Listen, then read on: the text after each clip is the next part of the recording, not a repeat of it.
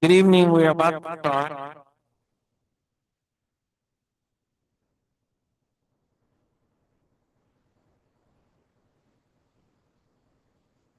So I'd like to call the meeting to order.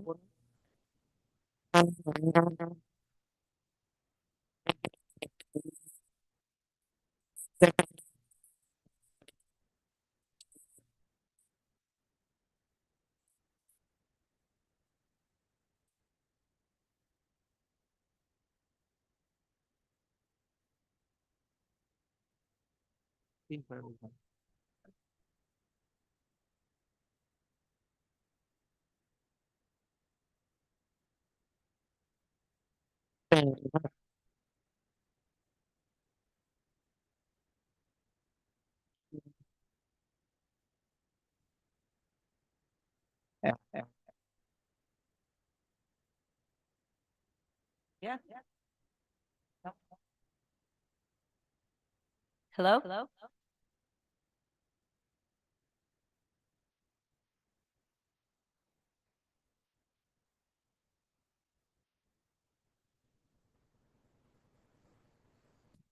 As I was saying, good evening, everyone. I'm Henry Garrido. I am the co-chair of this commission along with Arva Rice. Thank you, Madam Chair.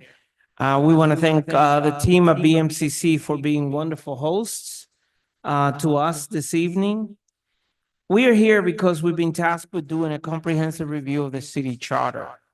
The commission will focus on improving and restoring public confidence in city government by strengthening local democracy and enhancing accountability and transparency.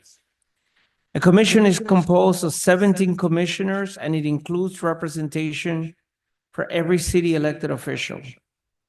We will undertake an open, inclusive process that prioritizes robust public engagement to utilize the input of New Yorkers and perform an analysis from policy experts in the development of proposals that improve city government.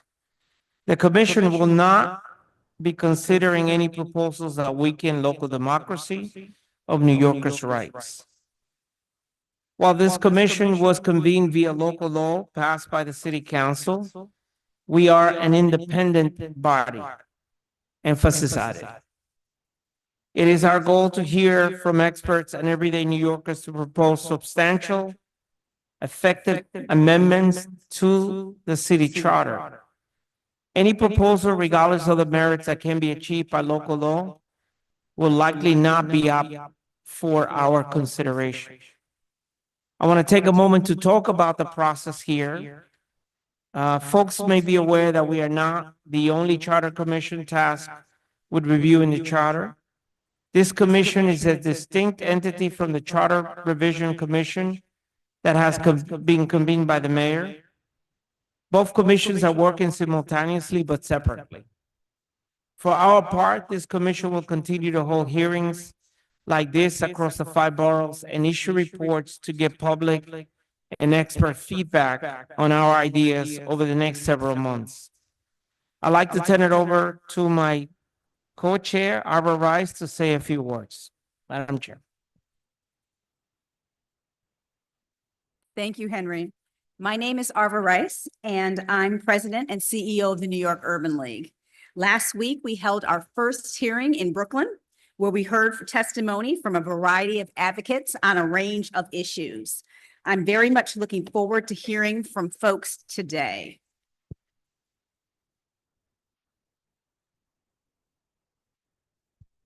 At each of our meetings, I'm struck by how timely our charge is. The charter is our city's governing document, our Constitution. Given our federal constitutional crisis and the overwhelming daily, sometimes hourly news out of Washington, I'm happy to be here today and grateful to be with you all and thank you for joining us and sharing your ideas.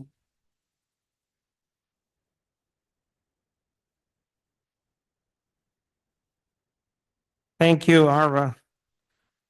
Next, I'd like to ask the members of the commission to briefly introduce themselves, starting here to my right. Count. Robert. Robert, you have to press it and hold it, otherwise. it How's will- this? All That's right. good, thank you. Good evening, Robert Miralles, proudly representing the Bronx and Bronx Borough President Vanessa L. Gibson.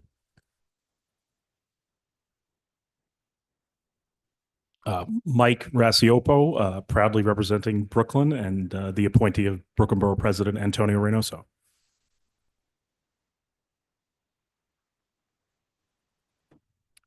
Navardo Lopez, here appointed by Speaker Adams. Hello, I'm Andrea Salwin Copel. I'm the Executive Director of National Council of Jewish Women, New York, and also appointed by Speaker Adams.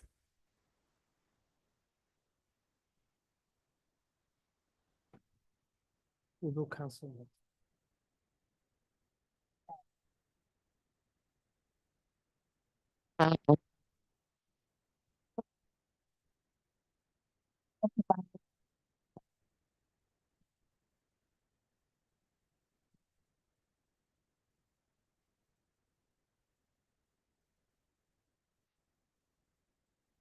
Rachel Goodman, I'm the Chief of Staff in the New York City Comptroller's Office and the Comptroller's appointee to the commission.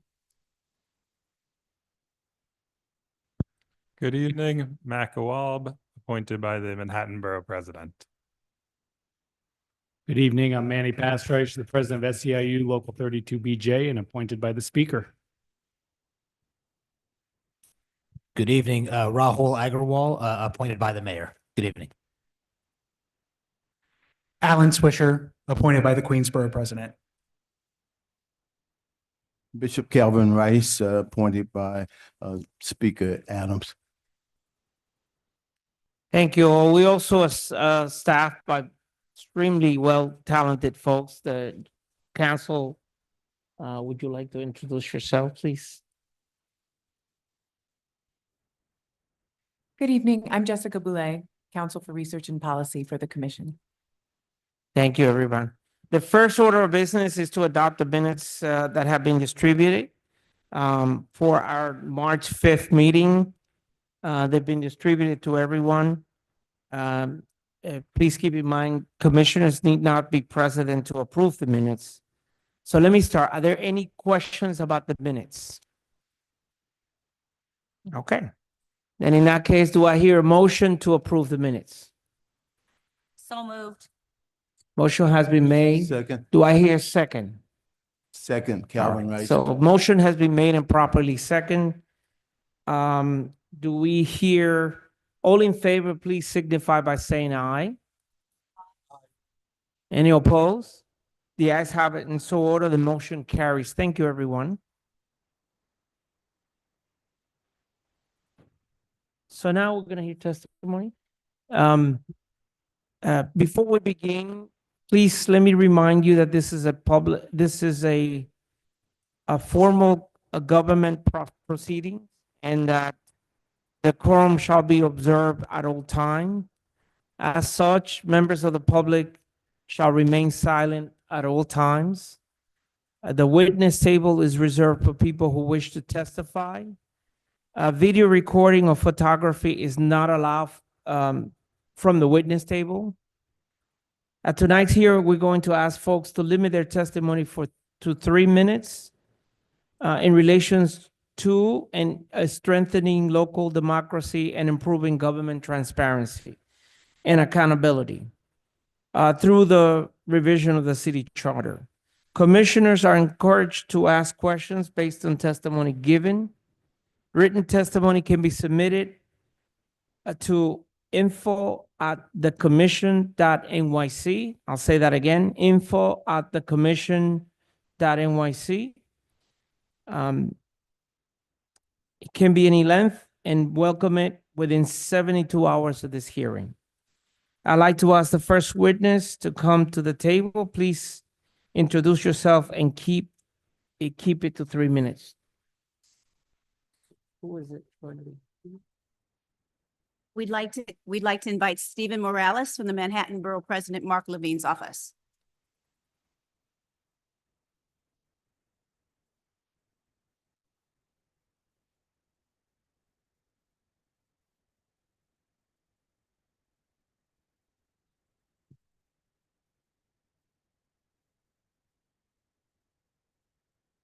Good evening, co-chairs Garrido and Rice and members of this commission.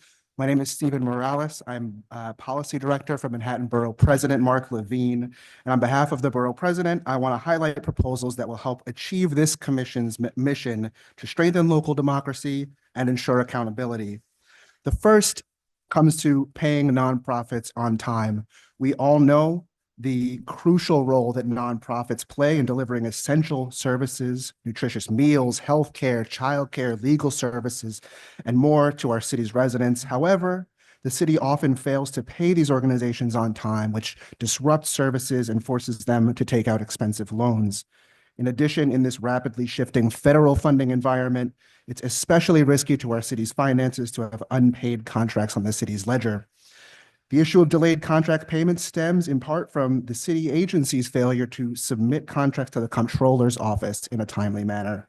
A recent report by the comptroller showed that only about half of human services contracts are submitted for registration before the contract start date. So we are calling to fix this in chapters 13, section 311 of the charter to mandate the procurement policy board require agencies to submit contracts to the comptroller at least 30 days before that contract start date. In addition, for invoices that are submitted and delayed due to minor disputes over small portions of a contract's value, we are calling for this commission to consider requiring the procurement policy board to mandate that the city pay a minimum percentage of an invoice's value upon receipt of that invoice. And then over time, disputes can be resolved, but this would allow nonprofits to continue providing services while also ensuring accountability. A couple of other recommendations. One, as it pertains to community board support. Community boards are a vital forum for local residents to contribute to decision-making, and the borough presidents have the honor and the charge of appointing and supporting those boards. But the charter is very unclear when it comes to what technical supports are required for community boards. And so while flexibility is important, also additional clarity is necessary. And so we are calling for revisions to the charter to make it much more clear the responsibilities of technical support that borough presidents must offer. And if borough presidents must offer additional responsibilities, then they should be funded accordingly.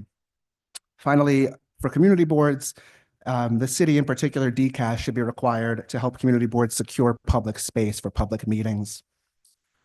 Similar to community boards, community education councils are vital for parents to contribute to our local education system. And we believe the charter should be amended such that the Department of Education be given the responsibility to support CECs, similarly to the way that borough presidents support community boards. I want to speak briefly about capital funding for local organizations. In section 211 of the charter, the formula by which capital funding is allocated to borough presidents to support local organizations is based on factors relating to population and geographic area. However, in Manhattan, we have a disproportionate amount of major cultural and healthcare institutions, which are enjoyed by New Yorkers from all 5 boroughs and visitors alike. And so we are suggesting that this formula be adjusted to reflect Manhattan's unique value and the unique needs of Manhattan and New Yorkers.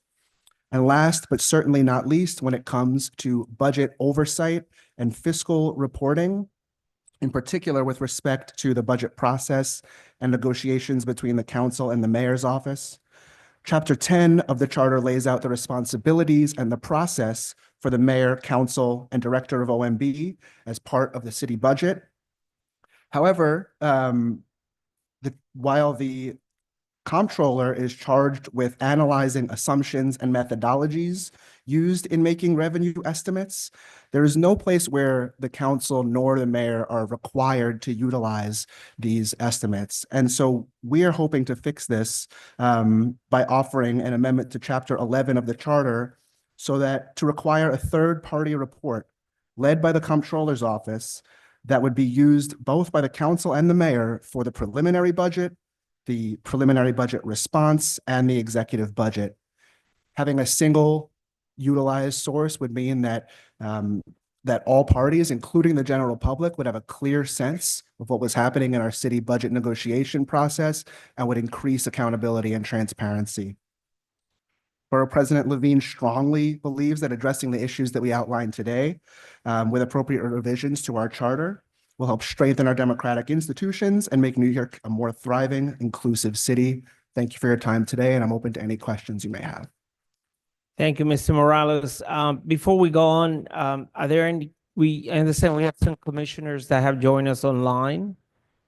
Could you hear us? Can you introduce yourselves?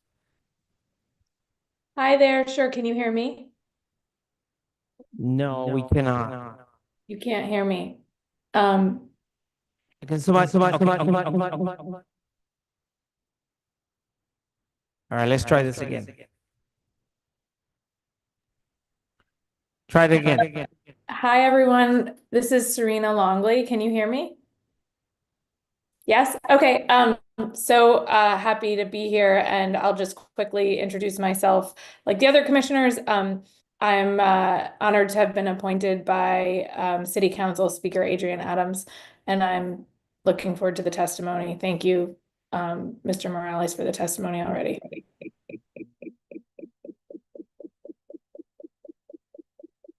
All right. So I feel like DJ Khaled now. So we're going to open up for questions. I have one, Mr. Morales. I mean, you suggested advancing funding for not-for-profits, which has been part of the discussion, but you did not suggest an actual percentage. And at times, there have been times where the city has advanced a quarter of the funds. Sometimes it's advanced half of the funds. Sometimes they have suggested nonprofits to use the borrowing system that they pay back. In your testimony, do you have a suggested amount that should be forwarded or upfronted to nonprofits that are on the contract with the city of New York? I think that's likely going to want to leave that open to vary based on the specifics of a contract. But I'm happy to follow up with the commission afterward for further discussion.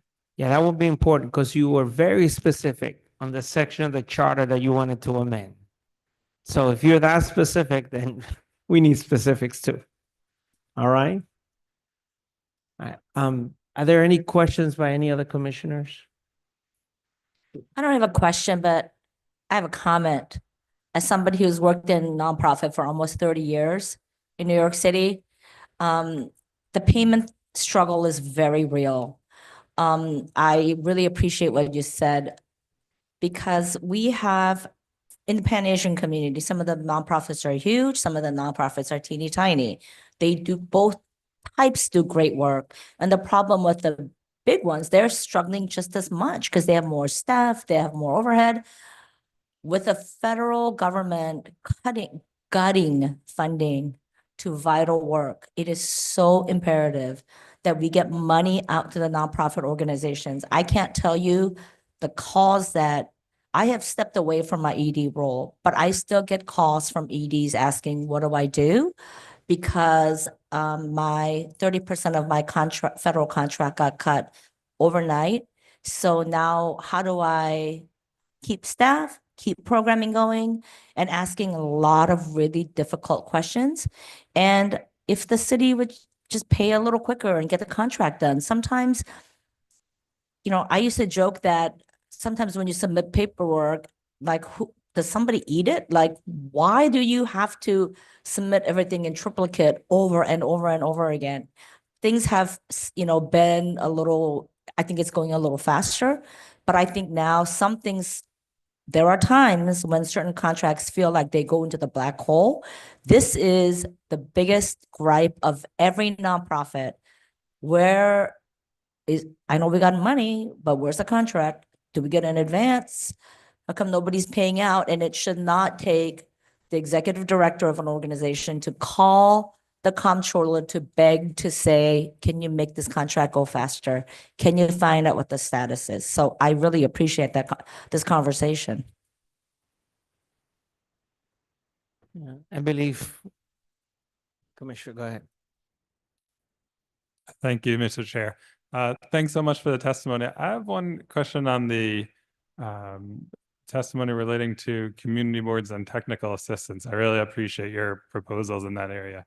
I think it was the 2018 commission that established some of those responsibilities in the community, in the Civic Engagement Commission, and was wondering if you could sort of give us any perspective on how that is working. If not, what changes could be made, or if this should just be brought into the borough presidents. Thanks so much again.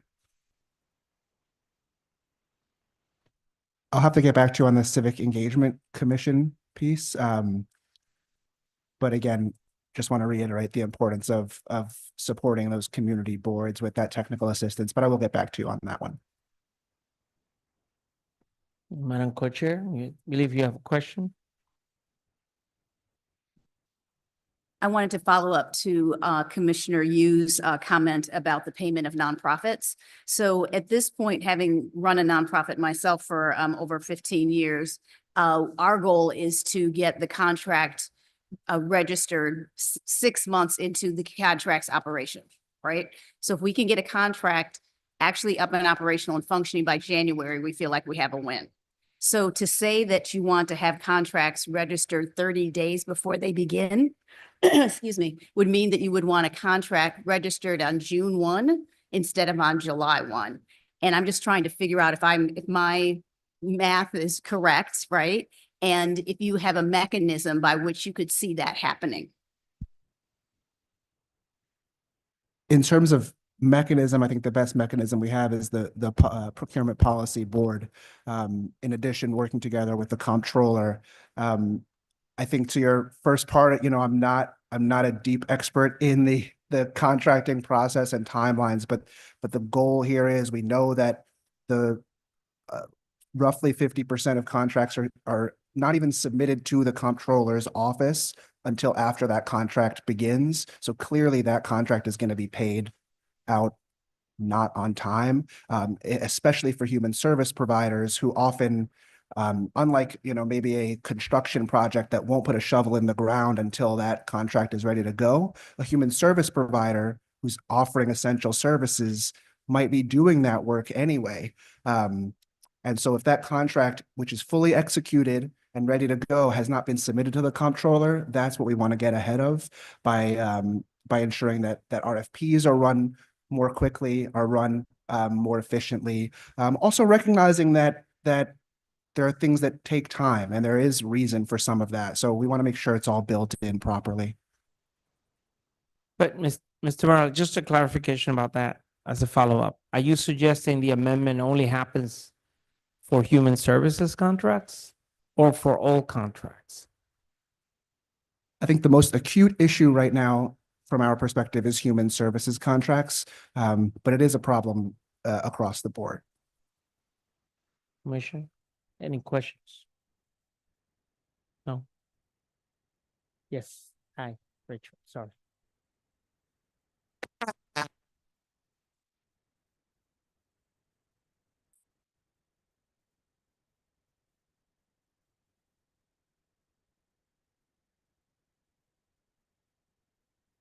That seems like it would be fine. Am I getting feedback or, okay. I also wanted.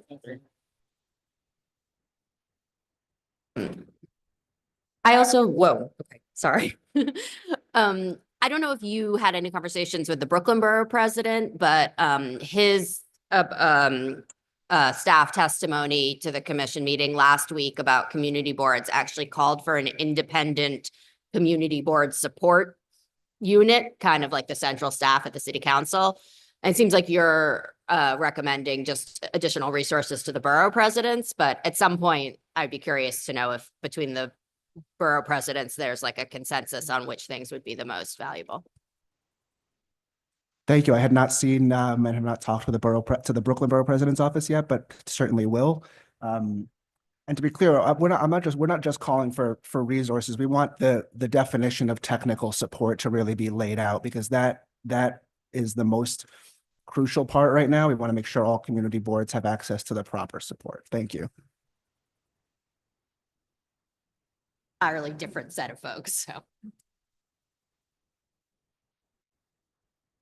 Are there any more questions for?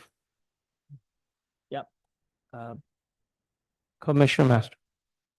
Thank you, Chair. And I'd actually like to follow up on one of the questions that the chair asked about sort of why, obviously, nonprofits and human services provide incredible services to the city.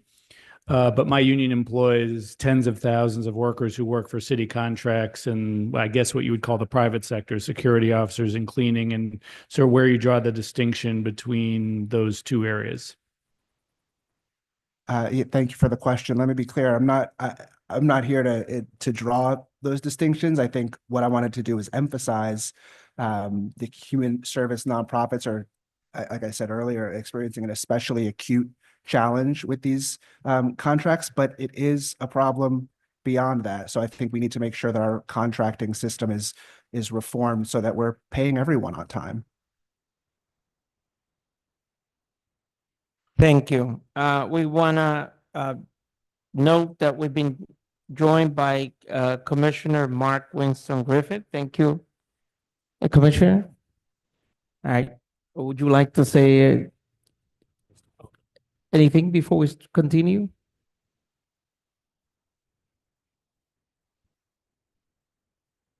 You have to press and hold.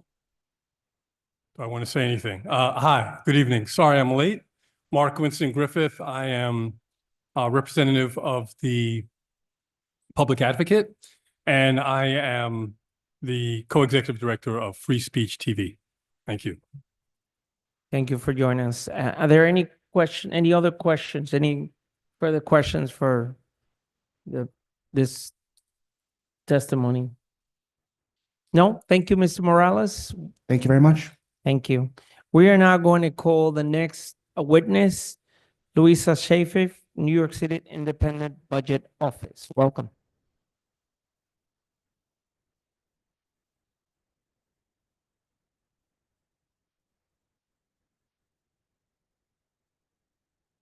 Yeah, unfortunately, you have to press and keep pressing.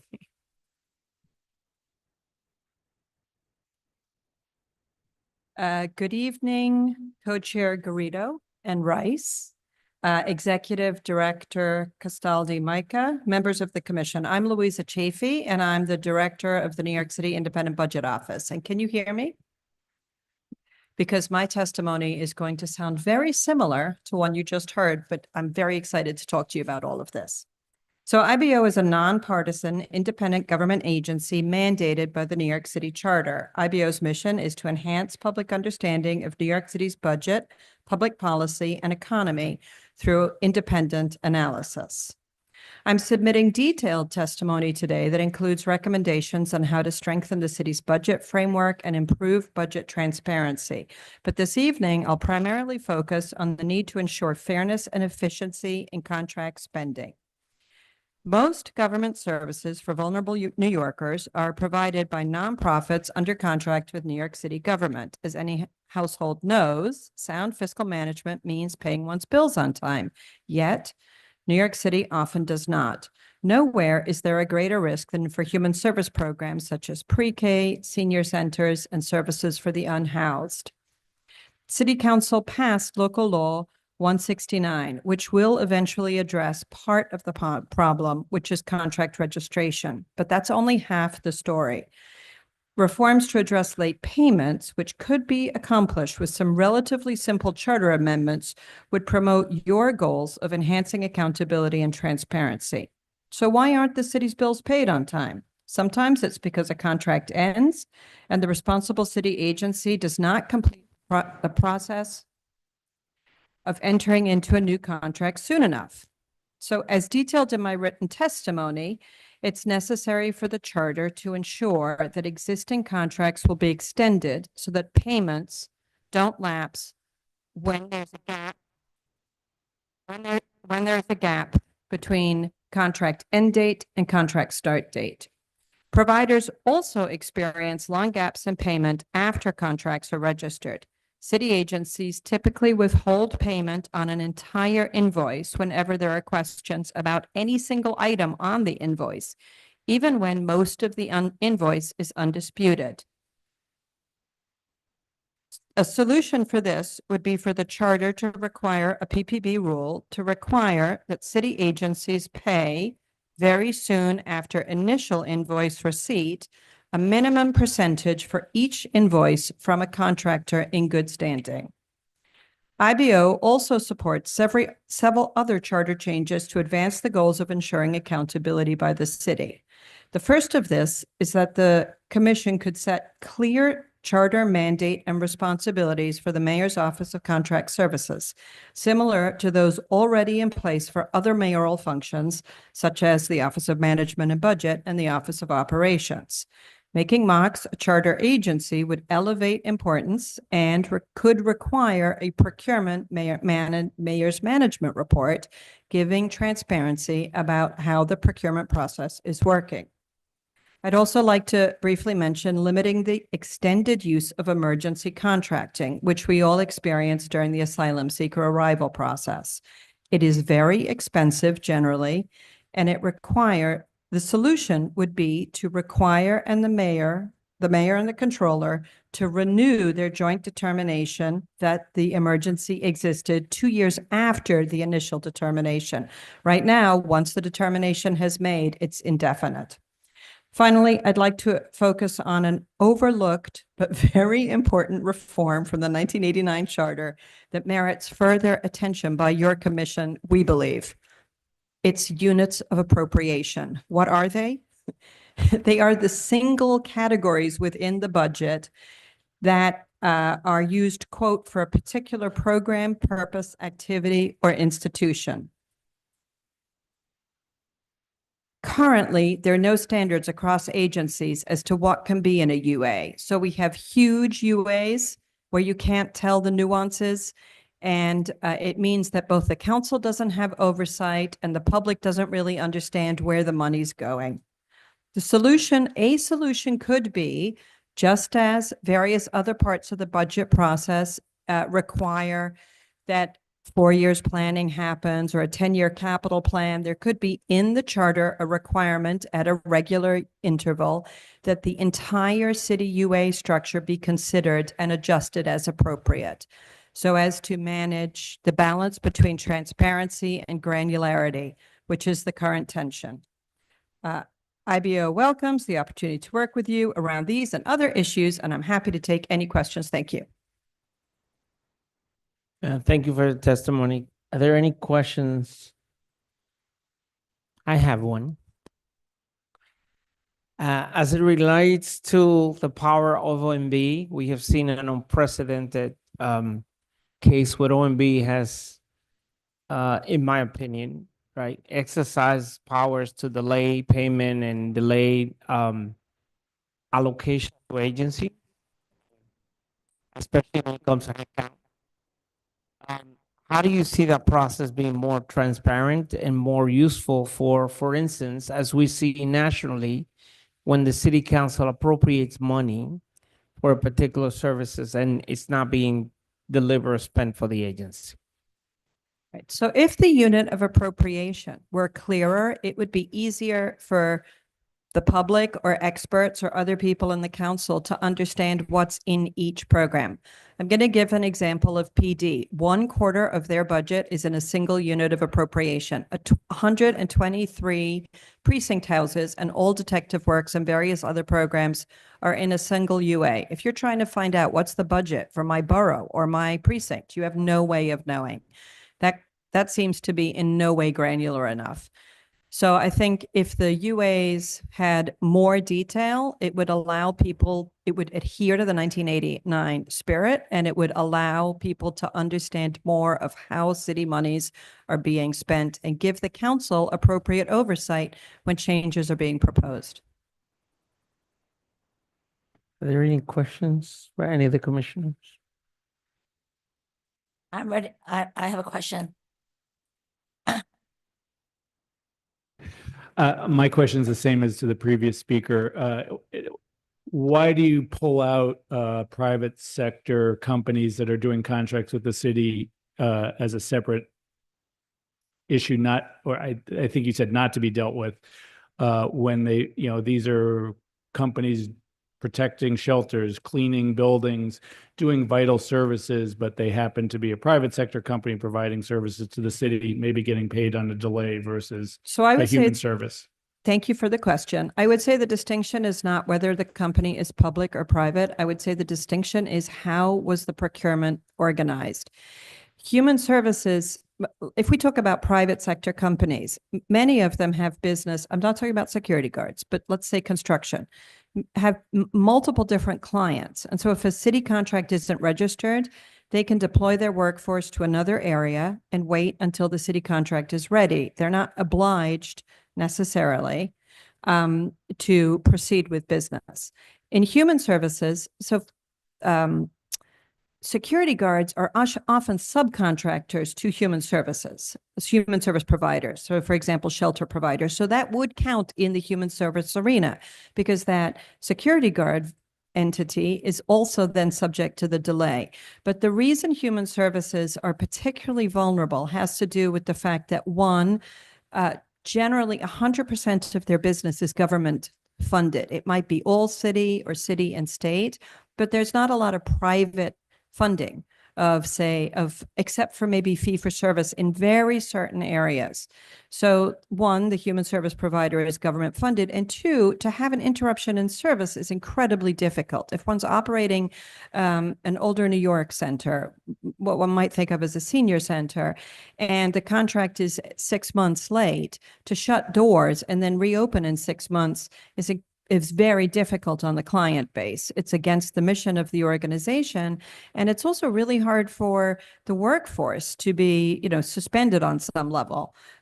By the human service contracts are, if you look at the data overall, much, much later than other contracts within the city. And so the focus, I think, has been on the segment of New York City's economic sector, the nonprofit sector or human service providing sector.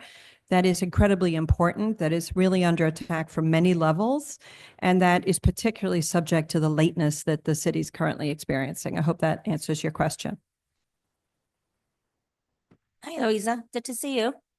You knew I had a question. I want to talk about subcontracting.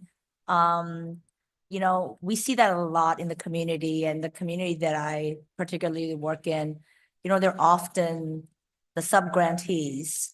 And so they don't get to claim the client numbers and the expertise.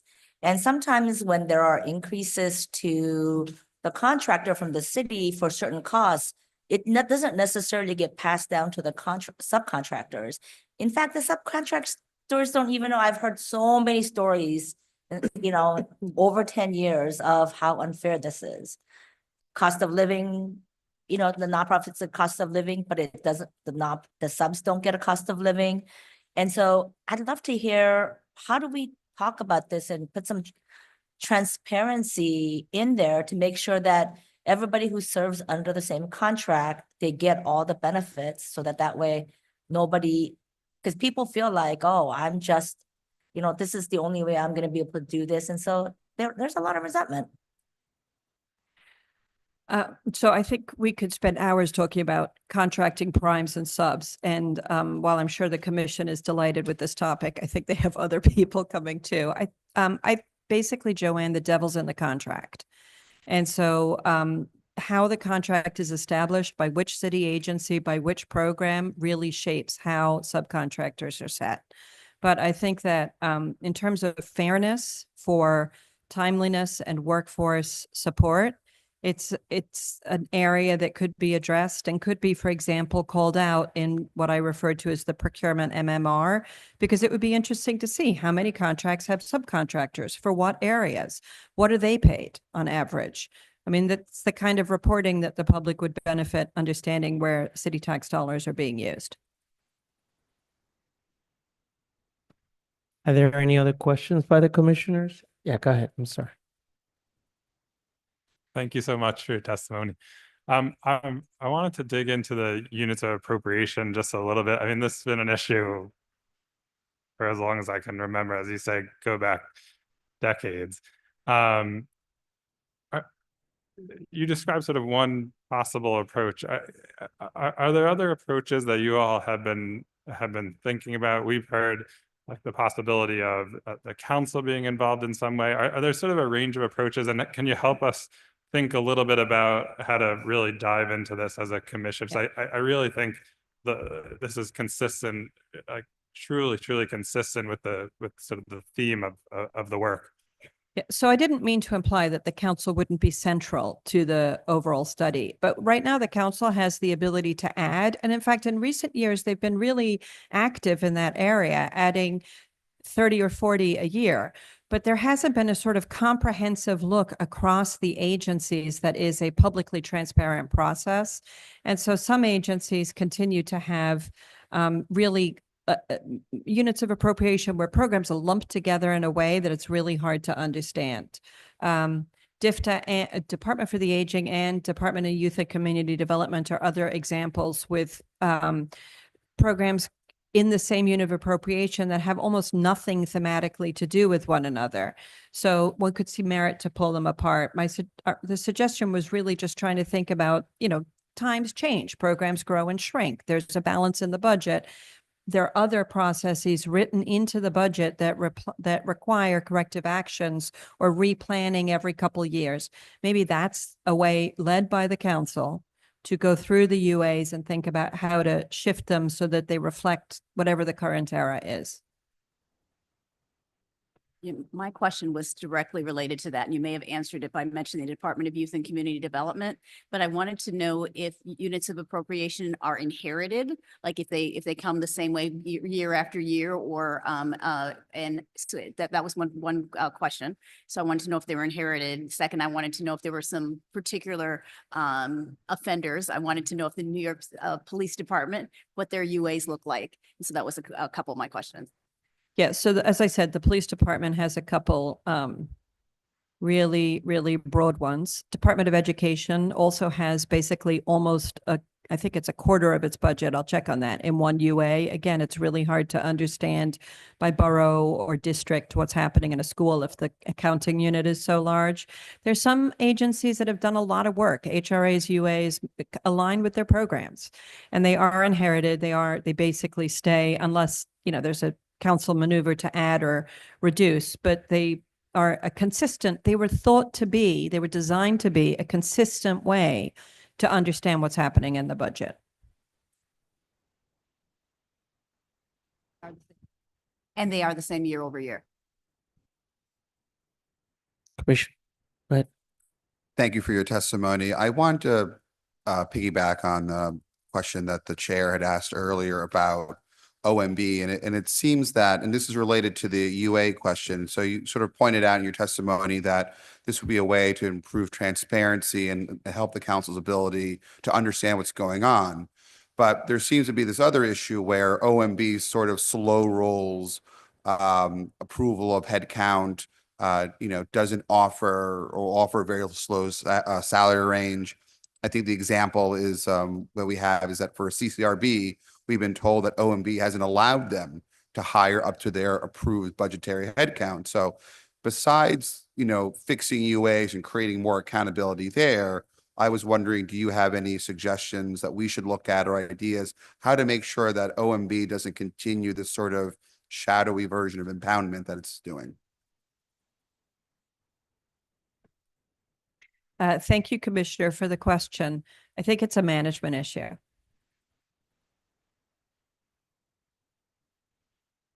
Well said. Any other questions? Don't you want to ask me about the invoices? Do I want to ask you about invoices? I just did. No, so on the invoices, on human service invoices, if you set directions that you could 80% of the invoice could be paid up front. That's not a front in the contract. That's per invoice. Remember, every provider is audited anyway, but it would get much more money out and it would stop the argument about the tiny thing holding up the whole. So we really feel that it would not risk the overall stability. This would be for providers in good standing. And I appreciate you allowing me to encourage that question. Thank you. Thank you. All right, thank you for your testimony. Now I would like to call Councilmember Gail Brewer to testify.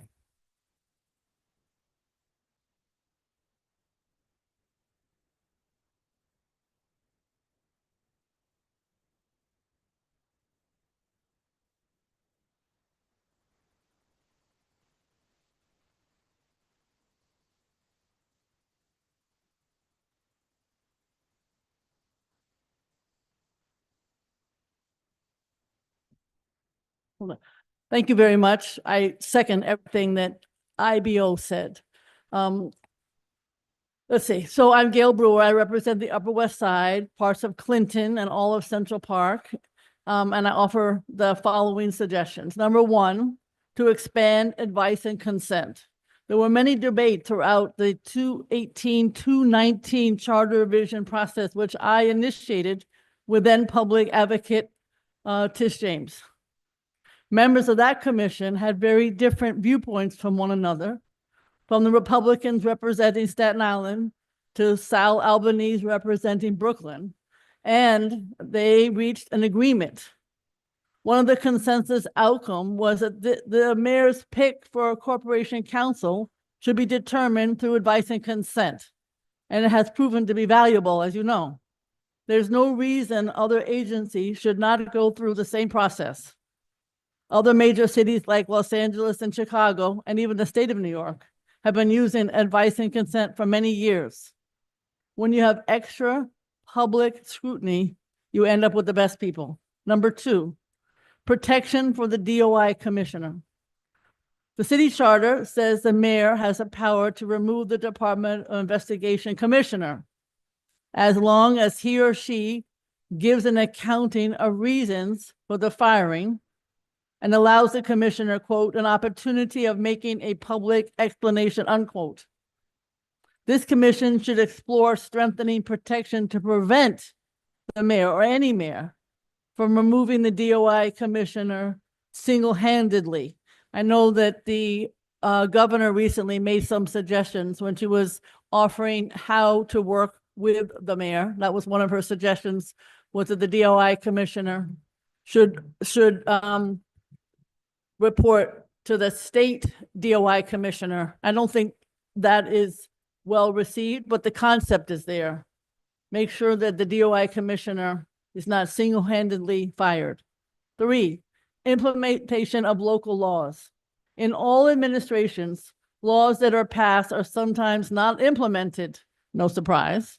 For example, the council passed reforms to city FEPS, July 2023, that went into effect on January 9th, 2024, but have not been implemented, as I think many of you know. Former council member Lou Fiddler, may he rest in peace, when I served with him, said to the 2010 Bloomberg Commission that the charter should require all laws passed by the city council go into effect unless the mayor is sued to stop them.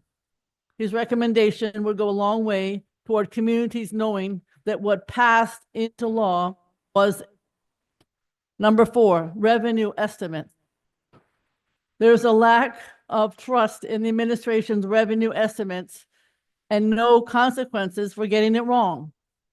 This charter commission should recommend joint revenue estimates, also known as consensus estimates, between the city council and the mayor.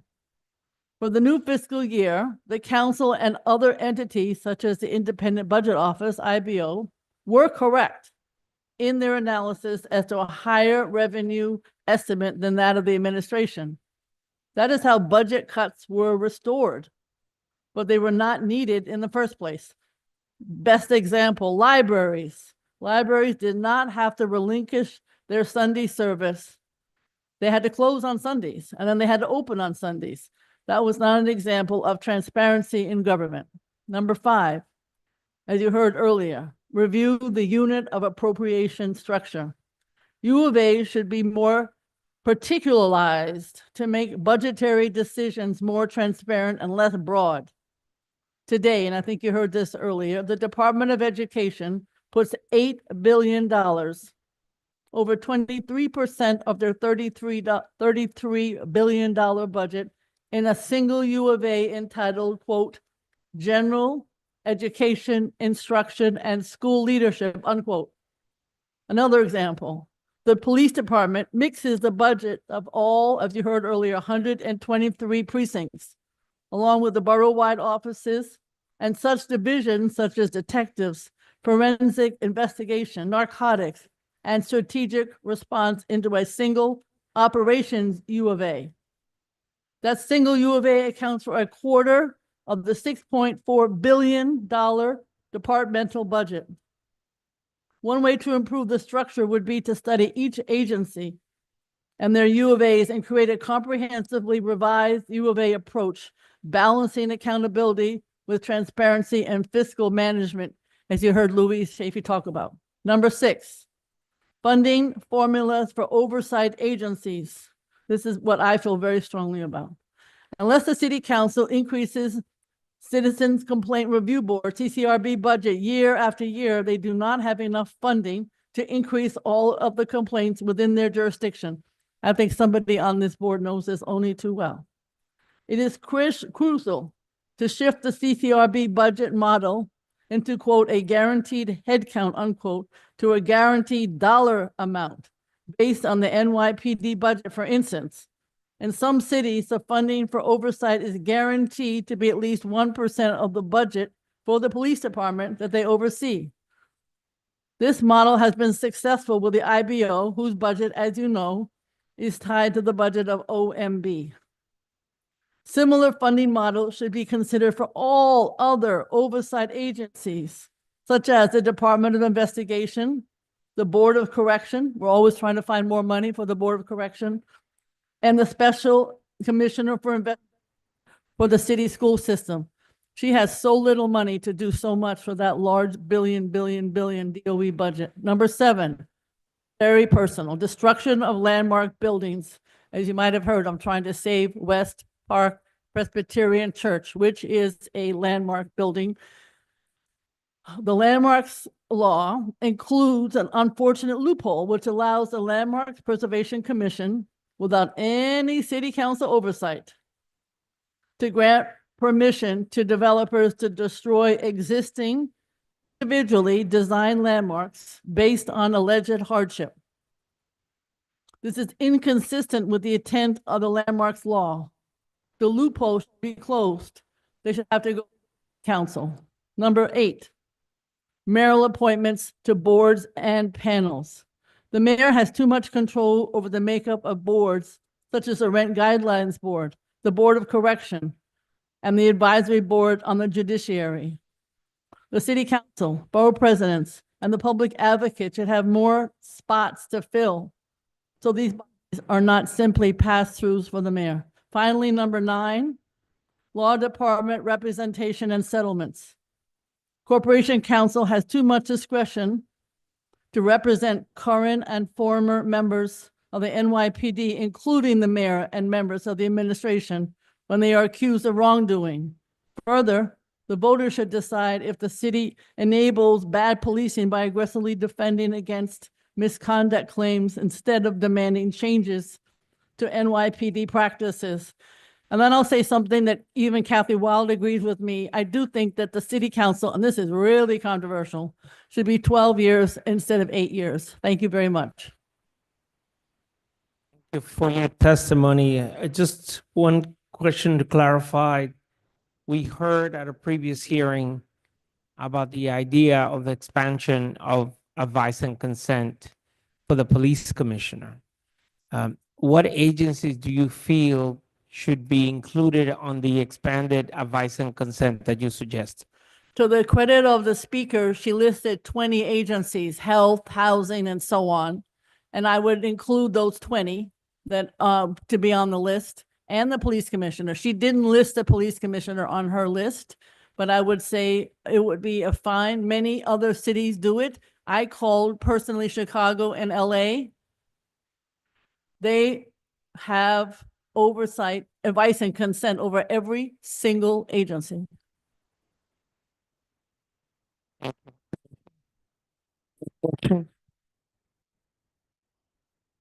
Thank you, council member, for your testimony. On the expanded advice and consent, what are your thoughts on ensuring that a future council with this power just wouldn't sit on a nomination, much like the US Senate years ago sat on President Obama's Supreme Court nomination? Would you be in favor of some type of shot clock, either 30 or 60 days, where if an appointment is made, someone's nominated, but there's no hearing, that person is just sort of twisting the wind? I think lots of stopgaps like that. I'd like to see what other cities do because they haven't had any problems. I said, haven't you had any issues? And they said no. So I think whatever they would do would make sense. You know, if we pass legislation and the mayor doesn't veto it within a certain pass it, sign it, it becomes law. So there's there are examples and precedents as how to handle that. Do you have a question? Oh, are you speaking to me? I'm sorry, we can't hear you. Oh. Can somebody raise the volume, please? Try again, please. Hello, can you hear me? Hello? You hear me now? Yes. Okay, thank you so much, Chair, and thank you, Councilmember Brewer. I thought you had a lot of great ideas in there. I have a couple of questions to follow up. One of them is about some of you mentioned a couple agencies or offices, entities that you called sort of the independent entities. I didn't hear you mention the Conflicts of Interest Board, but I'm curious to know if you would include them in the category. Absolutely glad to do that. There are probably even others that I didn't mention. Okay, thanks. And if I can follow up there, I also would like, I thought your Hang on, Commissioner, we're having a problem with your sound. oh, I'm sorry. Right, try it again. I'm gonna try again. I thought your idea about using a 1% figure for I see you shaking head. All right.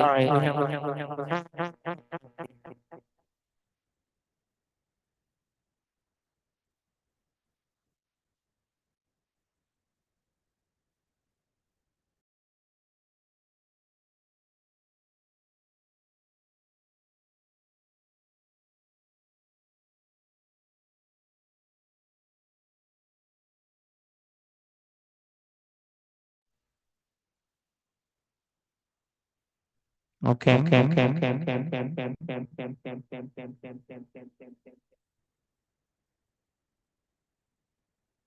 Sorry, you on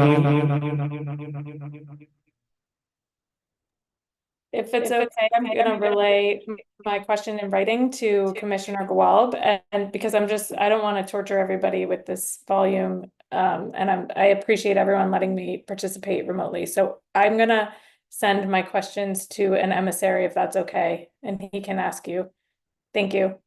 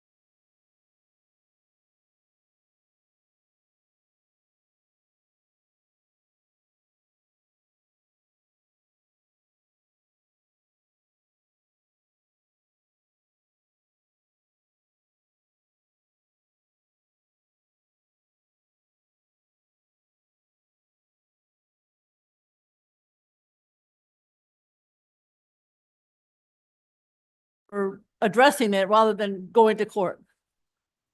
Okay. And would you agree that the mayor does have the ability to not enforce certain laws under either state law, or if he believes that the law contradicts, his obligations under other laws? I mean, isn't that sort of what the court system again is for, to settle those disputes? For something, yes, there is obviously an opportunity when that is brought up, but I do think there's so many situations now where the laws are not being implemented. And I think it needs some more discussion rather than what you just suggested. Now, sometimes we're preempted, but usually the preemption is discussed and the law is not passed because we're preempted by the state or federal government. There's just an awful lot now that is not being enforced. Got it. I would be curious as to what other laws other than city FEPs, you believe aren't being enforced. I'll get you a list. Yeah, wonderful. I'm sure you already have the list. And then on advice and consent, I guess my question is, isn't there a concern that if you expand advice and consent, you sort of politicize a process that may not need to be politicized? In other words, right? I mean, forget about the current situation, but you end up with a pretty divisive council or a council and a mayor that don't like each other. And all of a sudden, either the process gets slowed or the council takes advantage of their powers by unnecessarily delaying or rejecting mayoral candidates. You'd be surprised to know that the entire state of New York, they all go through the state government, Senate, all of them. So the governor goes to the Senate for all of her appointments, and you don't hear anybody being politicized about that. I think what it does is it also gives the public a little knowledge as to who the commissioner is. Otherwise, you never know. You do have to have some stopgaps. I know that the last hearing was not everybody's prime spectacle of how to conduct a hearing. I know exactly what you're talking about. But I do think that the process that is done in other cities works. The mayor then has to come up with some really good nominees. In this case, I have to say many of his nominees are excellent, but I do think it could help make them as good as that even in future administrations. I like sunlight in government. No further questions. Thanks. Thank you, Commissioner. Councilmember, thank you so much. When I started 20 years ago as an intern, close to your office, I just think you're the only person who hasn't been an intern in my office. I think you've been close to the gold standard of what a thoughtful legislator is, and thank you so much. Just specifically with regard to your comments about the Mayor's Advisory Committee on the Judiciary, which is the only time we've heard this so far, and I was so happy to hear it. Can you just briefly expand on what you might think a good layout for that balance would be? Well, I mean, I think it's like everything else, it needs a discussion. But the reason I think it's important is I just met with family court chief judge, who is phenomenal, and they are short judges. And I'm sure there are other branches. I just happen to know that court. And it is creating a lot of challenges to get the work done with very complicated cases.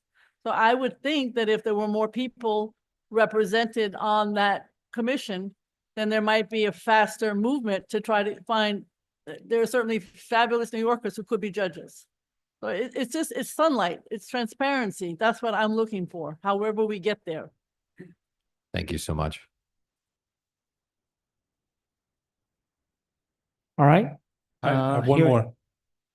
Go Yeah. Hi, Councilperson Brewer. Just a quick question. Did I understand you correctly? When you were concluding your remarks, did you sort of slide in there something about term limits? I did. Okay, I thought so. Could you just elaborate on that, on the argument for 3 as opposed to 2 terms? Yes, I mean, don't forget, I had 3 under Bloomberg, very controversial. A lot of the legislation that we passed that was, I think, good, paid sick days. I did paid sick days, not de Blasio, let's be clear. So that was in the 3rd, my open data bill. It just takes time. And I can see now with 8 years, I already have tons of years. So it's not necessarily what I'm talking about for me, but I can see how people gain experience in 8 years. It goes very fast. And then they're out and we're back to musical chairs. So I know that it's not popular with the public because they hate politicians and they hate government. But I think you should at least talk about it. I know the business community, Kathy Wild in particular, bent my ear this morning at a meeting saying, Gail, please go talk about 12 years. I think it would cut down on lobbyists also, because when you only have 8 years, they have, I like some lobbyists, but you don't have to have them all the time. And they would, you know, have a little bit less business maybe. You gotta, it's really fast 8 years.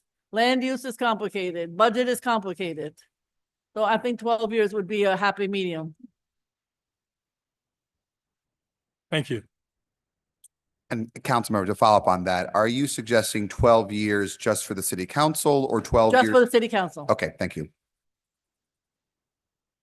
Right, anyone else?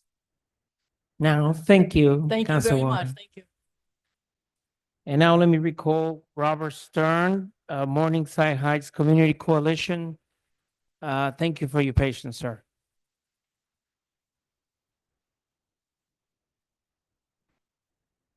My voice is a little problematic today. Thank you for the opportunity to speak this evening. My name is Robert Stern. I am Vice President of the Morningside Heights Community Coalition, or MHCC, dedicated to promoting affordable housing and preserving quality of life in Morningside Heights. Tonight, I want to speak to you about the community-led Morningside Heights rezoning plan. You can access the plan on the City Council website. It would promote the development of over 1,000 new apartments with around 300 affordable units and include a commercial overlay to encourage small business development. Formally developed with budget and resources from the City Council and the City Council Planning and Land Use Group, the plan co-applicants are our Council Member Sean Abreu, Borough President Mark Levine, Community Board 9, and the City Council itself. The plan is an unprecedented, democratic, grassroots initiative. Its goals and design emerging through small and large meetings, sometimes 150 participants gathered at Corpus Christi Church to capture the aspirations of our neighbors for preserving and improving our community's way of life. You can read more about it in the report Morningside Speaks, included in the online rezoning plan. In surveys conducted on community needs by MHCC, the #1 response was consistently affordable housing.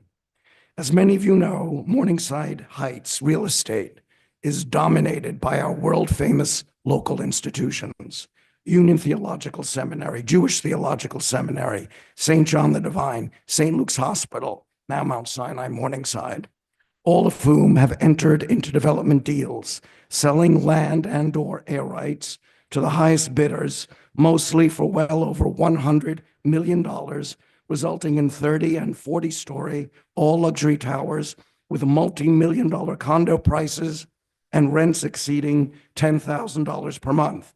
And Columbia University, by far our neighborhood's largest landowner, is about to complete a 34-story tower intended for graduate students and affiliates only of the roughly 1,200 total units planned or completed across all buildings, all building developments. None are considered affordable. Morningside Heights residents are living with zoning rules established in 1961. Our new plan calls for triggering mandatory inclusionary housing by upzoning development sites along Broadway near transit station locations with height caps of approximately 22 stories, while imposing height caps on buildings at roughly current levels in the mid-blocks. The plan has been endorsed by multiple organizations and included in Borough President Levine's report, Housing Manhattanites.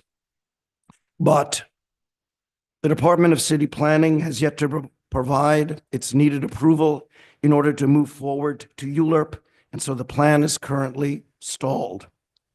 New York City residents desperately need more affordable housing developed in transit-accessible neighborhoods with good schools, nearby parks, and abundant markets. Morningside Heights is doing its part, stepping up to offer a democratically created affordable housing plan with the support of our elected officials. The plan should be allowed to move forward through ULURP toward final approval by City Council vote and quickly implemented to promote the affordable housing that Morningside Heights residents deserve. Thank you. Thank you for your testimony, Mr. Stern. Are there any questions? Go ahead. Thank you, Mr. Stern, for your testimony.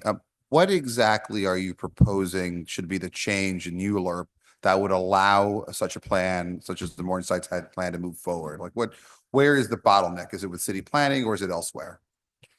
The bottleneck seems to be with city planning at the moment, since we have all of the co-applicants on board that would be required. City planning has been resistant from the beginning. We had actually tried to secure resources from city planning through multiple meetings with Mark Levine and his team and others, including Community Board 9. And they felt at the time that there weren't sufficient number of units that would dictate that they would commit the resources. Therefore, when we had a meeting in our local community, it was attended by Speaker Corey Johnson at the time. He said, "I like what I'm hearing, and what I'm going to do is dedicate resources from the City Council Land Use and Planning Group to create a plan." So I think this is a bottom-up approach and not a top-down approach. And what needs to be recognized is that communities have a say, have a seat at the table, know what they want. And in Morningside Heights, they're saying, yes, let's develop in our neighborhood.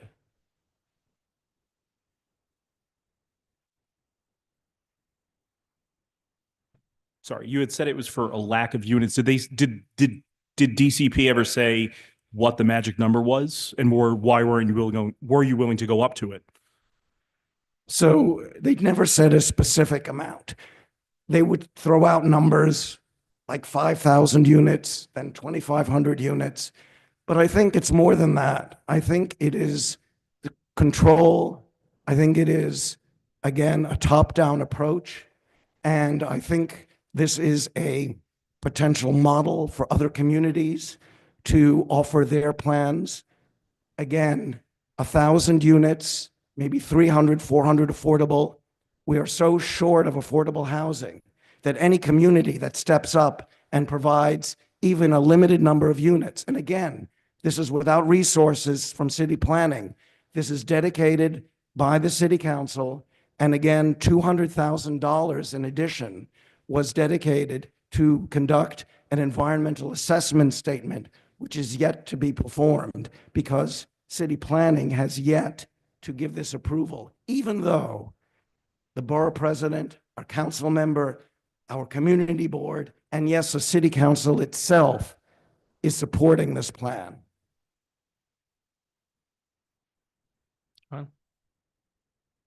Mr. Stern, I know the mayor has a plan, City of Yes. Do you know how, I mean, the commitment is to build affordable housing. How does your plan dovetail with this plan? Sure. Our plan, first of all, provides mandatory inclusionary housing. The city of Yes does not. The city of Yes, while we think it's wonderful that it gives opportunities to provide housing in houses, let's say in the outer boroughs, for example, it remains a trickle-down approach, believing that somehow affordable housing will be created. If we do nothing in Morningside Heights, all we will continue to see are all luxury towers and no affordable housing. That has been the track record now for several years. So if you had a magic wand and you, having gone through what you've gone through with all the ducks in a row, if you could think about how quickly the process should be, sounds like you have all the partners, you are, have some plans in place, and there's already elected official buy-in. How long do you think that should be from where the community and the developers and everybody says, let's go? And how, what, I'm curious, what would be that time period? So first of all, it's a long process to capture the aspirations of the community through visionary workshops, which we conducted, and small meetings, and gathering enough support from our local elected officials to recognize that the community is speaking up and saying, we want affordable housing. So that could take several months. Then a plan, a formalized plan, and this is a formal plan, a technical plan that has been formally developed by the City Council Land Use and Planning Group, and you can see it on the City Council website. So that's going to take several months as well. And then there is the environmental assessment statement, which takes perhaps several months, and then there's ULURP. But we believe that the ULURP process would go quickly because we already have the support of our elected officials. And if the controller is Controller Lander, we believe that he would support it right away. We know that Borough President Mark Levine, who's a co-applicant, would review it very quickly, even though I think he has 30 days. He said he would review it in 5 days. So if you line up all of the elected officials as co-applicants, it should accelerate the process. So the whole thing should really have taken maybe a year and a half, something like that. It has taken longer because we were delayed because of COVID, and we had lost funding for a while because it was allocated to emergency services, but it was reinstated by Speaker Adams and the council. Any other questions? Thank you, Mr. Stern, for your testimony. Now I would like to call Leila Law-Jisico from City Club of New York, and forgive me if I mispronounce your name.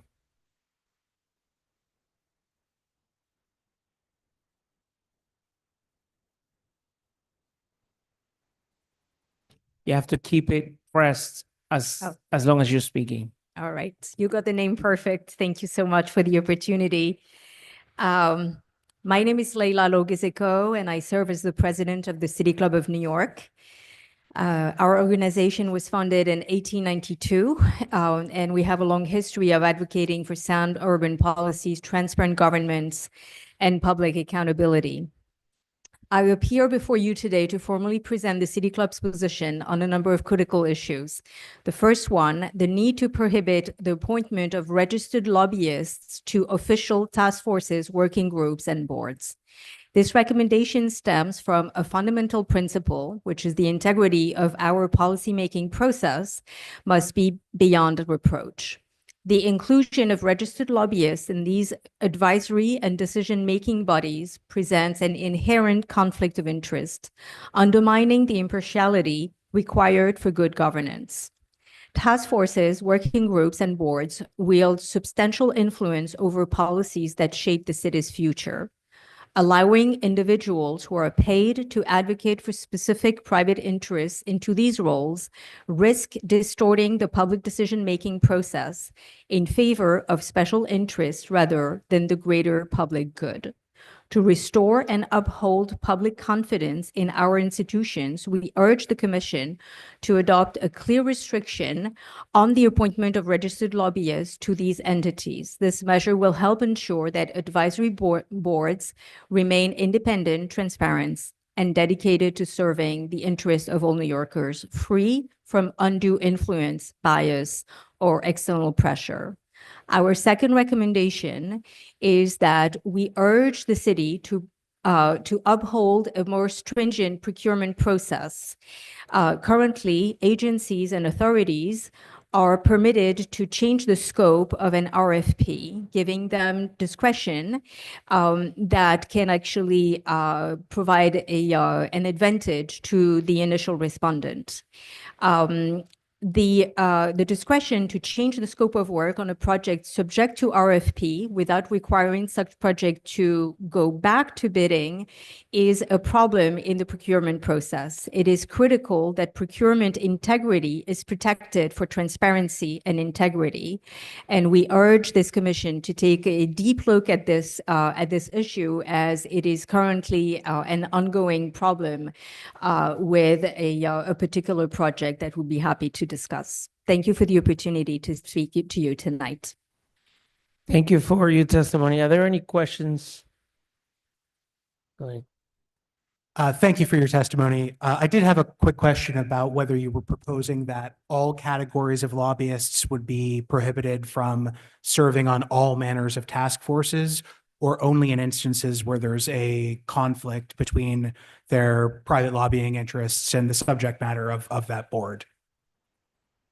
So as a matter of principle, we believe that in order to uphold the integrity in all circumstances and at all times, it is much easier to make the role very clear, so that you don't have to give any discretion or trying to interpret whether that particular individual has a direct conflict with this particular action.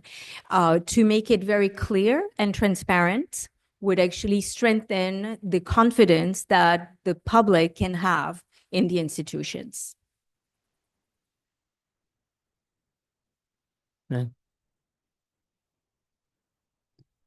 Thank you for your testimony. I have a question along the same line. So I believe there's years, I run a large labor union, and I think there's years when I've had to register as a lobbyist. And in my head, and I'm here, you're welcome to argue otherwise, that I'm lobbying on the behalf of our 90,000 members who live and work in New York City.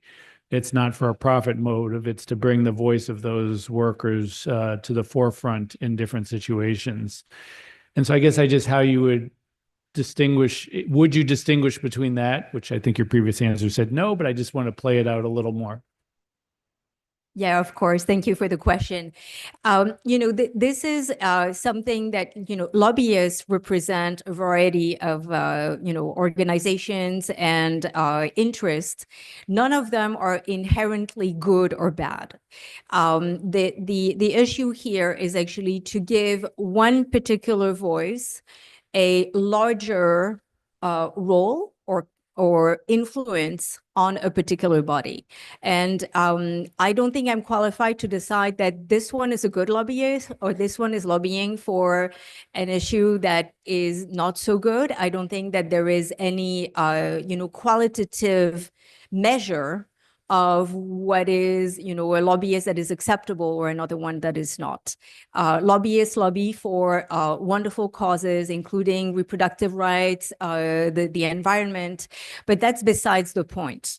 The point is that they exert an influence on a board that is supposed to be free of these influences. I think lobbyists have many opportunities, and organizers and members of the public have many opportunities to actually exert their voice.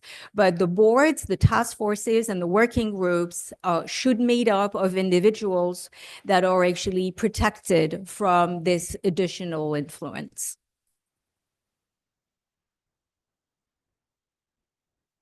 Any other questions? I have a question. Can you share some of the ideas you have about the more stringent procurement process? Yes, and with your permission, I will give the specific example that I'm referring to in the concern that we're raising. Currently, NYCHA has issued an RFP actually back in 2021 for a very large and significant project. The RFP was the contract was awarded to a participant in the RFP. Subsequently, the scope of work for this particular project was changed 100%. It was meant to be a full refurbishment of 2 NYCHA campuses, and it is now a project that calls for the entire demolition of the project and the reconstruction of the project. That particular project, the demolition and reconstruction, in essence, has not been put to bid. No one has bid on this project, even the awardee of this RFP. Therefore, it is very difficult to assess whether what is being proposed, which, you know, this project is has a price tag of $1.9 billion. Nobody knows if it is, you know, fiscally sound. Is it really a 1.9 billion? Maybe it's going to be more, maybe it could be less, because the project has not been put to bid. But the authority had the ability, because there's no requirement in the charter, they had the ability to actually change the scope of work. It does not define how much can be changed, but in this particular instance, it is 100%. I personally believe that a modest change in the scope of work could be totally acceptable. But such drastic change should actually not be permitted and should be required to go back to bid. Yeah, part of the reason why that is because NYCHA is not subject to the procurement because it is an authority on the federal guidelines. So I just want to clarify the scope of this commission within the charter, because federal rules supersede in terms of NYCHA, right? And so part of what you mentioned in terms of procurement would not be subject to this charter commission's scope, but rather to federal procurement rules that are changed. Just want to clarify it. Great. Thank you so much for the clarification. We really appreciate it. It is my understanding, though, that city agencies and, you know, let's say public corporations such as EDC would have the same ability. And it is our recommendation that, you know, this commission strengthens the procurement process so that a scope change would actually be, you know, moderated in some way. Once again, you know, I think that it is reasonable that the scope could change, but, you know, up to a certain point. Thank you for the clarification. Questions? Anyone? Thank you for your testimony today. So next, we'd like to call Carolina Salguero from Portside, New York.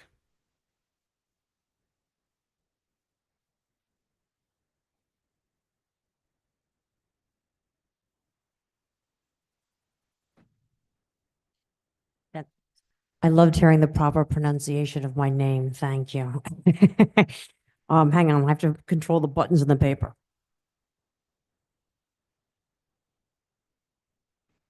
So, thank you for your work on this commission. I'm Carolina Salguero, the founder and executive director of the award-winning nonprofit Portside, New York. We propose a change in the city charter to create an agency for maritime. New York City had such an agency for over 100 years under changing names. The last version was Ports and Trade, which closed in 1991. Maritime activity of all sorts has suffered since then due to the lack of such an agency. If maritime is a language, New York City was once fluent but has lost that language. And that lack of fluency means that the requests of diverse maritime entities, local and visiting, have not been heard for years. And we all hope your commission can hear us now. Maritime entities based in New York City are attempting to visit and encounter a forest of red tape, inconsistent rules and permits governing docking, and efforts to build or repair piers, badly designed piers, and no one entity in charge. Instead, there are overlapping bureaucracies and jurisdictions and no coherence and a boat-unfriendly environment. Now, there are good governance reasons for an agency for maritime right now. The maritime contract between the New York City Economic Development Corporation, the EDC, and the Department of Small Business Services, SBS, assigned the majority of responsibility from ports and trade to the EDC in 1991. But one, the EDC is a quasi-governmental organization, not a city agency, and thus does not offer the same transparency and accountability as a city agency, and the council does not vote on its budget. Two, the EDC has internal conflicts relative to maritime uses, since some of their endeavors, particularly development of housing, represents a waterfront development tendency that has displaced many of the city's maritime functions and stunted the city's maritime potential. So the time for this agency is now, though really it was actually several yesterdays ago. Since the pandemic, the Port of New York and New Jersey has become the busiest in the country, and the city actually has maritime support businesses related to that. So don't just think that that just means big ships from other countries bringing us our stuff in containers. The local New York City and state commitment to build offshore wind facilities also depends on maritime support services. Those are local boats, local shipyards, tugs, barges, things like that. The ferry network in New York City, in between New York and New Jersey, has grown. But for example, the city no longer has a Department of Private Ferries. That was within New York City DOT, but is no more. New Jersey has a good example in their state office of maritime resources, but since New York State has no such office, the city doesn't benefit from the kind of resources that that could offer. So in New Jersey, actually cities and towns confer with that state office. We here in comparison have a total void. Another reason, honestly, is all the resiliency work, because the maritime agency, the kind of knowledge that you need for building shoreline resiliency structures, gray infrastructure. I know there are other kinds of resiliency things, but that kind of stuff, that's maritime expertise. And I think, frankly, a lot of our resiliency planning and construction has been slowed and hindered by that lack. I'll add that I founded Portside to create a maritime center, a Portside campus, to provide an example as to how to reposition maritime in the city's the redevelopment of the city's waterfront. And this May of this year will mark 20 years since our first business plan, and we still don't have space for that maritime center. And so that's a sign of really how unfriendly the city is to even award-winning maritime endeavors. And given the time limit, I've run out of 3 minutes, so there you have it. Thank you. You know, one of the challenges that we have for this commission is the things that could be handled through possible introduction of local laws rather than a referendum. And that has been the case in our hearings so far. We know that Councilwoman Hanks had a proposed bill that suggested the creation of a similar office. Would you believe that it needs to go to a referendum? And would you suggest, are you suggesting in your testimony that it should not be an office under the jurisdiction or the control of the mayor's office? I and many others think it should be not just an office and within the mayor's office. I mean, really, maritime is such a big and diverse thing, currently important and potentially much more so. It really needs to have its own agency, and the stability that that has. Also, frankly, the separation of powers from the mayor, particularly if we want to think about housing, or, you know, if it's a sector that needs to have professionals that understand it, that are dedicated to it as a balance of powers. If it's an office within the mayor's office or even an office within somewhere else, as Camilla Hanks' bill proposed, that doesn't address what the harbor's been asking for. Thank you. Are there any questions, commissioners? A quick question. Oh, sorry. Hi, over here.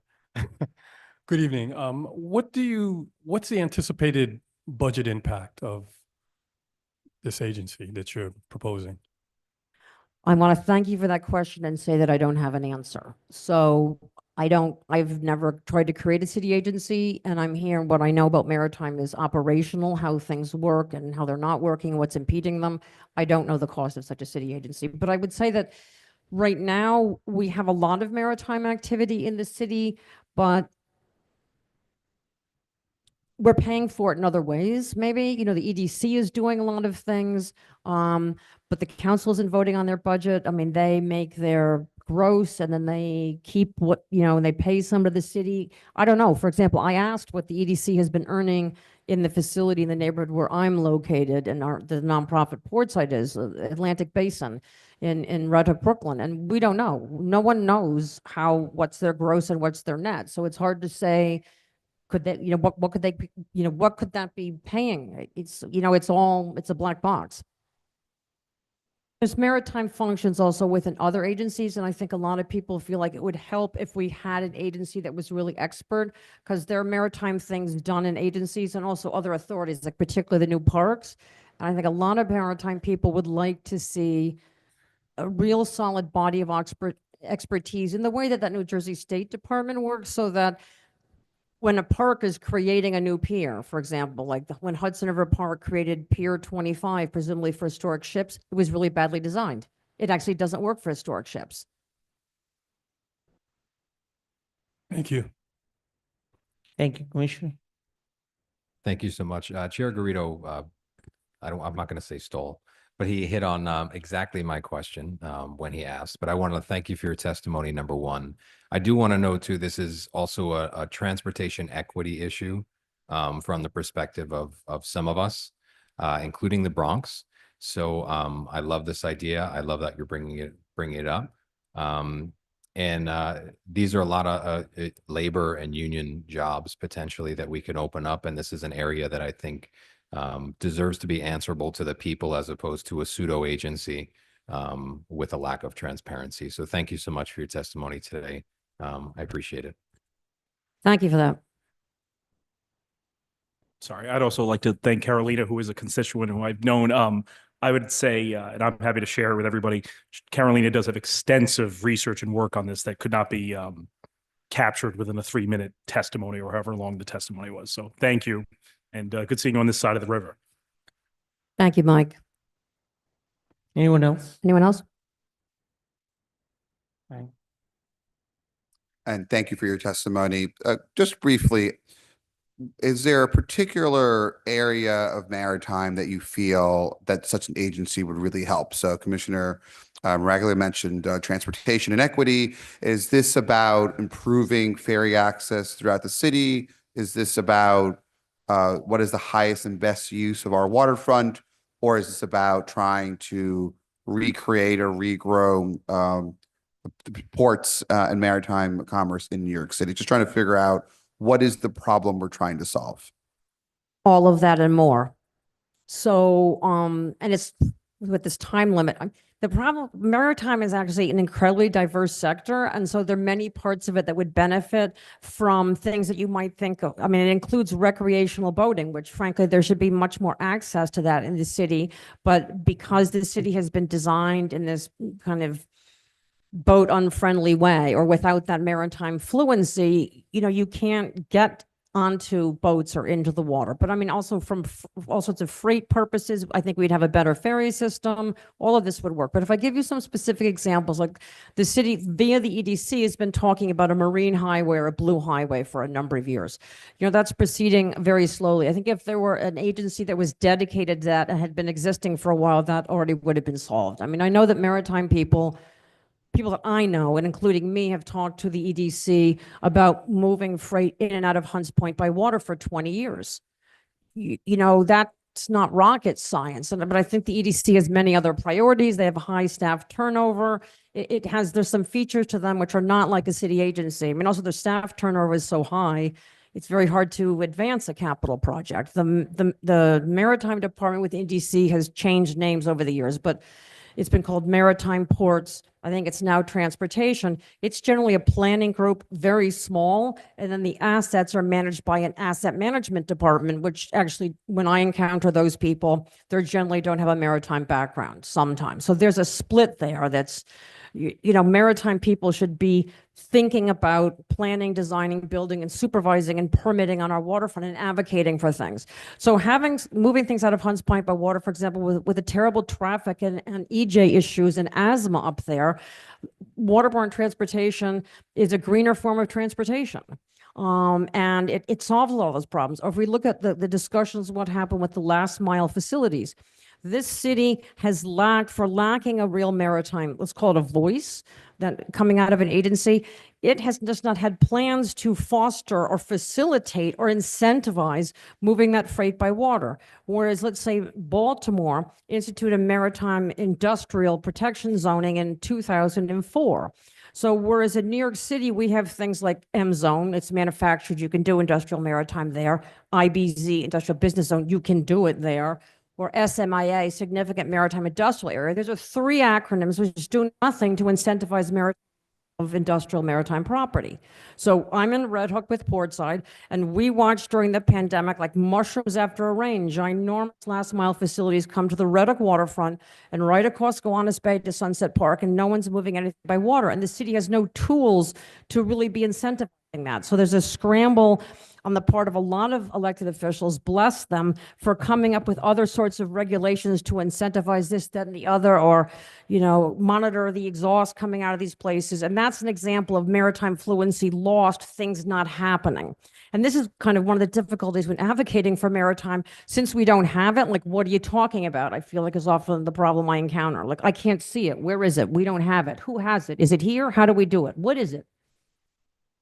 Yeah, thank you. I just want to know the time. It's 6:58. We're trying to keep ourselves to be disciplined. I thank you for your testimony today.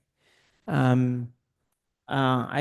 think we need to move on. On Zoom, we have a person named Stephen Lyman from the Maritime Association.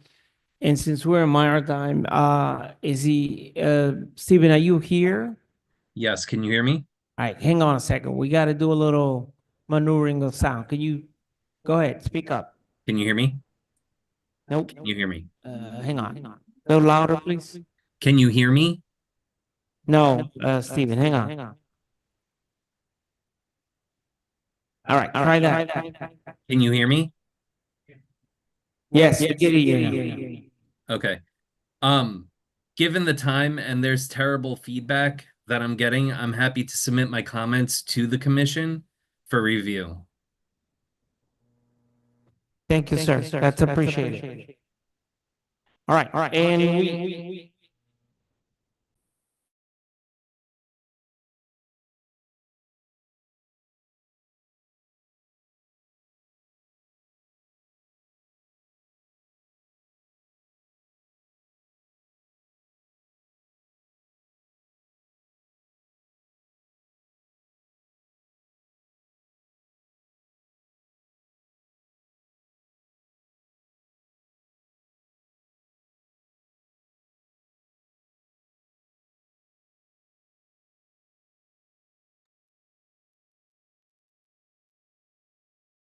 I can't hear you.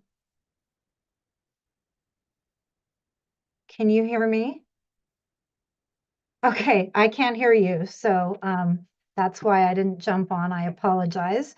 I am going to be quick. My name's LaDawn Haglund, and I'm a sociologist and professor at CUNY. I'm here today to support changing the city charter to create a dedicated maritime agency for New York Harbor and its waterways. I'm going to try not to repeat anything that Carolina already said, but I just wanted to add some points about governance. I'm somebody who studies water and urban governance, and I was honestly surprised to learn that we don't have a dedicated maritime agency in New York City. Nodal agencies are key to making complex systems work smoothly, and they help cut through bureaucratic red tape, coordination efforts across different levels of government, and they also follow up to make sure that policies are actually implemented. So right now, New York Harbor is a major maritime hub, but it's governed by a tangle of federal, state, and local agencies, all with overlapping responsibilities. A dedicated agency would bring these efforts together, improve navigation safety, reduce congestion, and resolve conflicts like those between commercial shipping lanes and the growing ferry network before they become major problems. Beyond safety and efficiency, a maritime agency could drive forward projects like the blue highways that Carolina mentioned, expanding waterborne freight and passenger transport to cut down on traffic congestion and emissions. I'll skip over some of this, but I also want to say that this agency would also play a critical role in climate resilience, which is another area of expertise that I have. And the way that it would do that is by organizing the responses to different problems like rising sea levels, worsening storms, and pollution, emission, and waterways. Right now, efforts like, for example, the Billion Oyster Project and New York City's climate adaptation initiatives are working towards the same broad goals, but they're not always coordinated. A nodal agency could bring these efforts together, ensuring that seawalls, living shorelines, green port projects, and the like work in harmony instead of in isolation.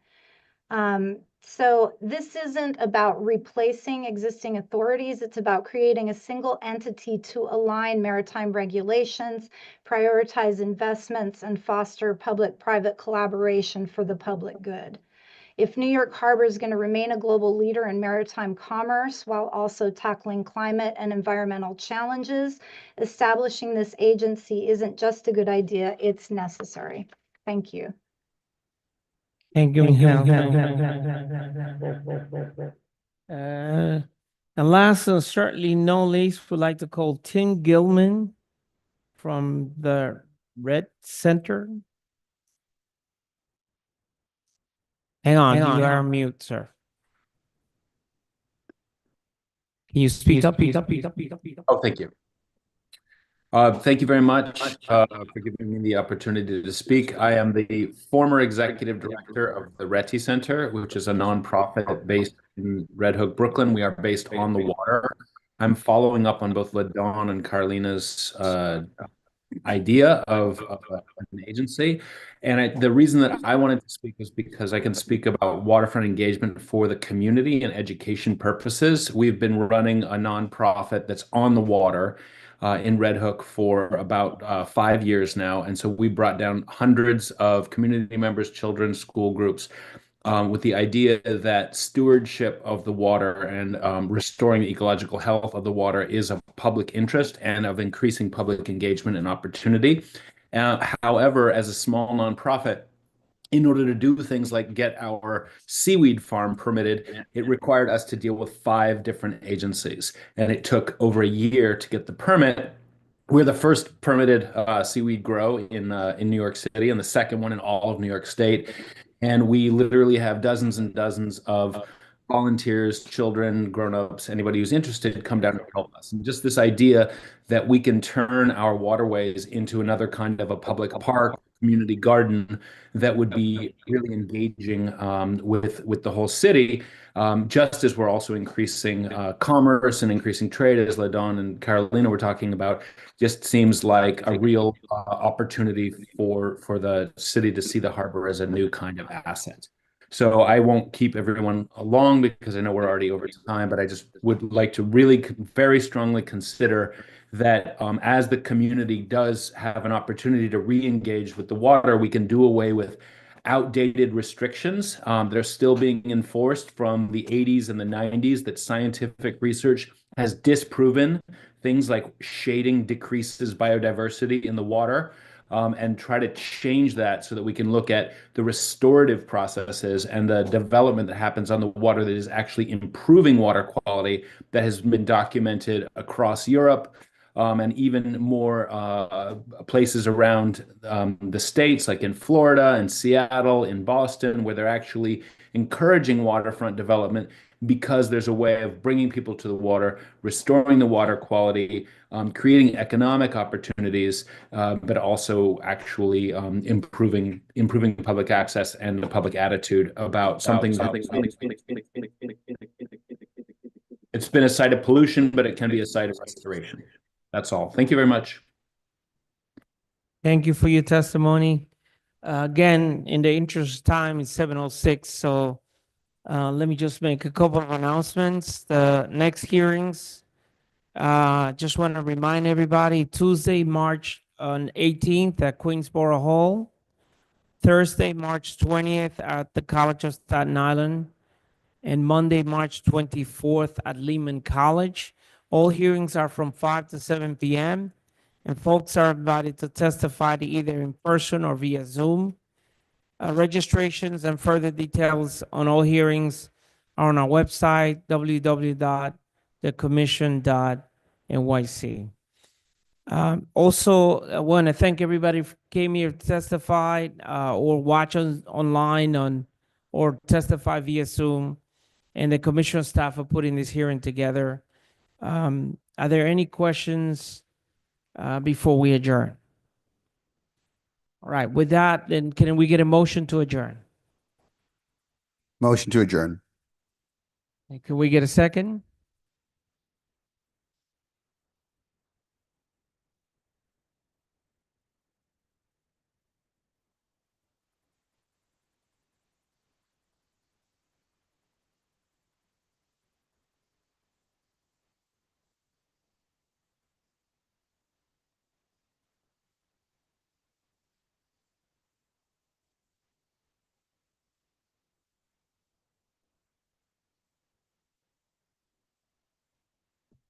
All right, we have a motion to adjourn, a second, which is not on the Roberts rules, something you can challenge. So all in favor, please signify by saying aye.